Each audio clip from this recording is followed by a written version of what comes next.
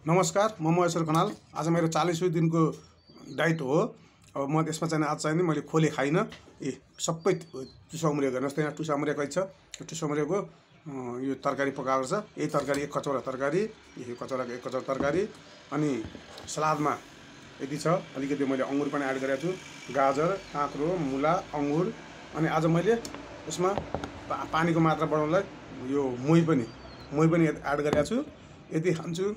म 117 किलो थिएँ, फेरि पछि बढेँ। 90 किलोमा आएको मान्छे फेरि बढेर वेट बढाएर 117 किलो पुऱ्याएको थिएँ।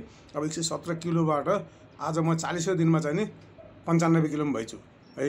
अब घट्या नघट्या हजुरहरूले हेर्दै जानु। पहिला 145 किलोको मान्छे 90 किलोमा आएँ। 90 किलोबाट फेरि 6 महिना मैले वेट बढाएँ। 90मा आएपछि मैले वेट बढाउने छालाहरू सबै छालाहरू झुल्या भएर चाहिँ नि त्यसलाई मेन्टेन गरेर अब अपरेसन गर्नुभन्दा आफूले हुन्छ भने किन त्यो अपरेसन गरिहाल्ने भनेर मैले त्यसलाई चाहिँ मेन्टेन गरेर फेरि वेट बढाएर त्यो छाला झुल्या कस्नलाई फेरि मैले 17 किलो बढाएँ।